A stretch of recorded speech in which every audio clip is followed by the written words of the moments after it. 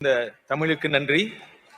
அடுத்து பேச இருப்பவர் 2021 ஆண்டின் தலை சிறந்த மனிதர் என்கின்ற விருதினை மலேசிய இந்திய காங்கிரஸ் அமைப்பு கோலாலம்பூர் அங்கிருந்து அவர்களுக்கு கொடுத்து சிறப்பித்திருக்கின்றார்கள்.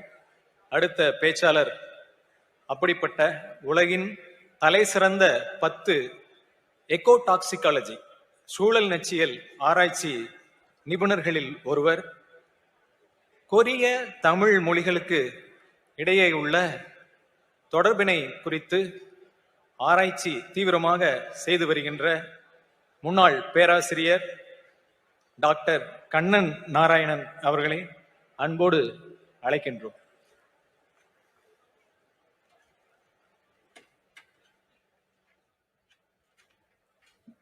வாழிய செந்தமிழ், வாழ்க நற்றமிழர், வாழிய பாரத மணித்திருநாடு. சூழ்கலி நீங்க தமிழ் மொழி ஓங்க, துலங்குக வையகமே. எங்கள் தமிழ்மொழி, எங்கள் தமிழ்மொழி என்றென்றும் வாழியவே, வாழ்க நிரந்தரம். அவையோருக்கு என் வணக்கங்கள். எனக்கு கொடுக்கப்பட்ட தலைப்பு தென் தூர கிழக்காசியா, தென்னாசியா, அதாவது தென்கிழக்காசியா, தூர கிழக்காசியா காட்டும் தொன் தமிழ் தொடர்புகள். என் காலத்தின் தேவை கருதி நான் தமிழ் கொரிய தொடர்புகளை மட்டும் நான் ஒரு 4 நிமிடம் 48 வினாடிகளில் நான் பேச துணிந்திருக்கின்றேன். இந்த உரையை நான் வாசிக்கின்றேன். இது 5 நிமிட உரை என்பதால் நீங்கள் கொஞ்சம் செவிசாய்த்து கேட்டால்தான் நான் என்ன சொல்ல வருகின்றேன் என்பது புரியும். என் உரையை தொடங்கும் முன் 2 தமிழ் சொலவடைகளை முன்வைத்து சிந்திக்க தூண்டுகின்றேன். முதலாவதாக அக்கறை சீமை எனும் சொல். ஒரு கரையில் இருந்து மற்றொரு கரையை கண்டால் அதை அக்கறை எனலாம். ஆனால் தமிழன் இங்கிருந்து கொண்டு மலேசியாவை, சிங்கப்பூரை அக்கறை சீமை என்கின்றான். யோசித்து பாருங்கள். நான் பிபிசிக்கு கொடுத்த உரையில் கூட அக்கறை சீமையிலே என்றுதான் நான் அந்த பிபிசி உரையை நான் அமைத்தேன். இவனுக்கு விளையாட்டு போல் அக்கறையாக மலேசியா சென்று வரக்கூடிய ஒரு திறன் அவனுக்கு இருந்திருக்கின்றது. அடுத்து திரைகடலோடியும் திரவியம் தேடு என்பது. அலைகள் சூழ்ந்து கடலேறியாவது வணிகம் செய் என்பது இதன் பொருள். இதை யோசித்து பாருங்கள். எந்த மொழியில் அதன் முதல் 5 காப்பிகளும், நமக்கு 5 காப்பியங்கள் இருக்கின்றன. அந்த முதல் 5 காப்பியங்களும் சிலப்பதிகாரம், மணிமேகலை, குண்டலகேசி, இவை எல்லாம் கடல் வணிகம் பற்றி பேசுவதாக அமைகிறது. இதை நீங்கள் குறித்து வைத்துக் கொள்ள வேண்டும். இந்த பின்னணி நமக்கு கொரிய தமிழ் தொடர்பு பற்றி புரிந்து கொள்ள உதவும். நான் 2003ஆம் ஆண்டு தொடக்கம் 2011 வரை கொரியாவில் 8 ஆண்டுகள் வேலை செய்தேன். அப்பொழுது தெளிவாக தெரிந்த ஒன்று, நாம் ஏதோ ஒரு வகையில் கொரியர்களுடன் தொடர்புடையவர்களாக இருக்கிறோம் என்பது. கொரியாவின் பைபிள் என்று அழைக்கப்படும் சம்யுக் யூசா எனும் நூல் இதை தெளிவாக சொல்கிறது.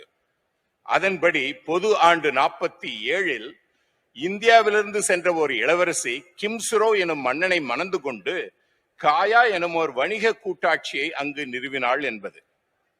இதை ஆய்வு செய்த கிம் பியோங் மோ எனும் கொரிய பேராசிரியர், அவள் அயோத்தியாவிலிருந்து சென்றிருக்க வேண்டும் என கருதி 1998இல் அயோத்தியாவில் இப்பெண்ணிற்கு ஒரு நினைவாலயம் எழுப்பி அந்த நகரை கொரியாவில் உள்ள கிம்ஹே எனும் நகருடன் ஒரு சகோதரி உறவையும் ஏற்படுத்தி விட்டார்.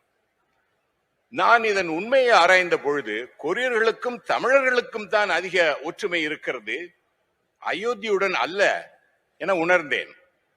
எனது பதிவுகளை தமிழ் மரபு அறக்கட்டளை நடத்தும் மின்தமிழ் எனும் மடலாடர் குழுவில் 2006இலிருந்து பதிவு செய்ய தொடங்கினேன்.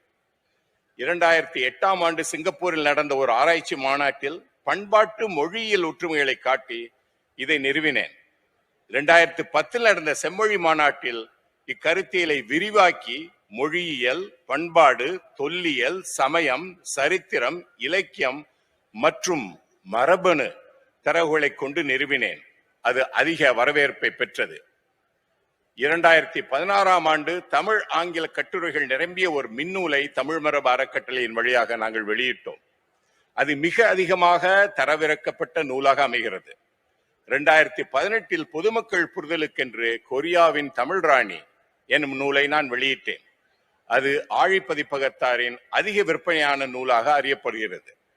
இதன் தொடர்ச்சியாக 2023 சென்ற ஆண்டு மிக அதிக தரவுகளுடனும் முறையான உசா துணையுடனும் காயா கொரியாவில் செம்பா எனும் நூலை எமரால்டு பதிப்பகத்தின் வழியாக வெளியிட்டிருக்கின்றேன். கொரிய தமிழ் தொடர்பு பற்றி இந்திய அளவில் ஏன் உலகளவில் வெளிவரும் முதல் ஆய்வு நூலாக இது அமைகிறது. இந்த நூலின் தமிழ் பதிப்பை விரைவில் தமிழ் மரபு அறக்கட்டளை வெளியிடும்.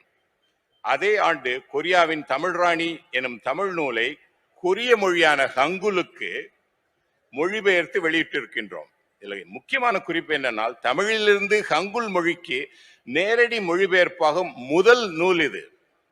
தமிழிலிருந்து நேரடியாக ஹங்குல் என்று அறியப்படுகின்ற கொரிய மொழிக்கு மொழிபெயர்ப்பாகின்ற முதல் நூல் இது. நன்றி. கொரியாவிற்கும் தமிழகத்திற்குமான தொடர்புகள் பழம் கற்கால காலத்திலேயே தொடங்கி விடுகின்றன. ஐயா அவர்கள் அரசேந்திரன் மிக அழகாக என்று ஒரு முக்கிய குறிப்பை எனக்கு கொடுத்தார்.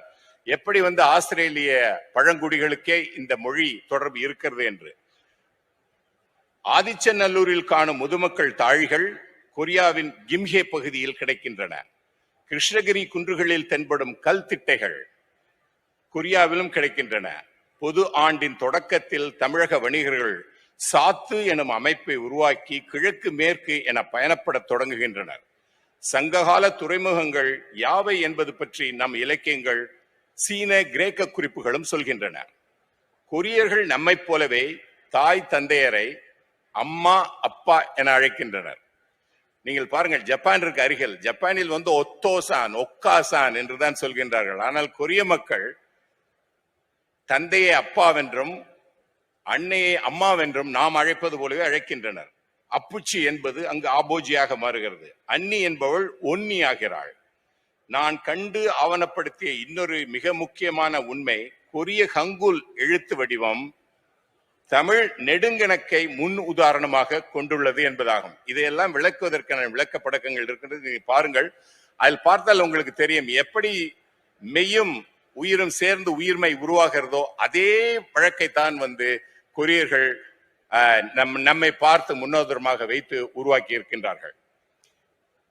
என்னுடன் ஒத்த கருத்தோடு 2010 உடன் வருபவர்கள் கிம் ஜங்நாம் எனும் கொரியரும் மேனாள் தோக்கிய பேராசிரியர் சுத்தோமு காம்பே என்பவர்களும். குறிப்பாக பண்டைய சீன ஆவணங்களை வைத்து ஹோஹுவான் ஓக் என கொரியர்கள் அழைக்கும் தமிழ் ராணியின் உண்மை பெயர் ஹுவாங் யூ என்பதாகும். இச்சொல் சீன மொழியில் பாண்டியர்களை குறிக்கும் ஹான் யூ என்பதுடன் ஒத்துப்போகும் உண்மையை பேராசிரியர் காட்டுகின்றார். ஹோஹுவான் ஓக் எனும் கொரிய பெயரின் சீன வரிவடிவத்தின் தமிழாக்கமாக நான் செம்பவளம் என அவளுக்கு பெயர் வைத்தேன். இன்னும் 30 நொடிகள். இந்த செம்பவளம் என்ற பெயரை ரொம்ப உற்சாகமாக ஆரோக்கிய கோளாறுடன் பலவரும் சீம்பவளம் என்று சில வீடியோக்கள் வந்திருக்கின்றன. சீம்பவளம் என்றால் என்ன பொருள் என்று அவருக்குத்தான் தெரியும். இத்தகைய மிக பிரபலமான கடல் வழி மிளகு பாதையை விட்டுவிட்டு கிம்பியோங் மோ மியான்மர் வழியாக வலிந்து ஒரு மண் வழி பாதையை போட்டு அயோத்தியாவை இணைப்பது தவறு என நான் கருதுகின்றேன். ஆய்குடியின் ஆத்தா அயுத்தா என்பதே கொரியாவின் அயுத்தா என மாறியிருக்க வேண்டும். அல்லது அவள் விடைபெற்ற அத்தியுத்து எனும் சங்ககால துறைமுகமே அயுத்தா என கொரியர்களால் மறுவப்பட்டிருக்க வேண்டும். அயோத்தியாவிற்கும் கொரியாவிற்கும் எந்தவித சம்பந்தமும் இல்லை. அந்நகர மன்னன் மிஸ்ராவே இதை ஒப்புக்கொள்கின்றார். என் ஆய்வுகள் இதை திருத்தும் என நம்புகின்றேன். இந்த வாய்ப்பளித்தமைக்கு மிக்க நன்றி. வணக்கம்.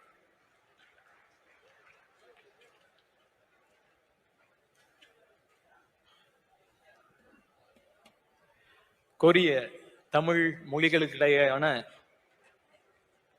உறவினை செம்பவளம் போல் விளக்கிய திரு டாக்டர் கண்ணன் நாராயணன் ஐயா அவர்களுக்கு நன்றி.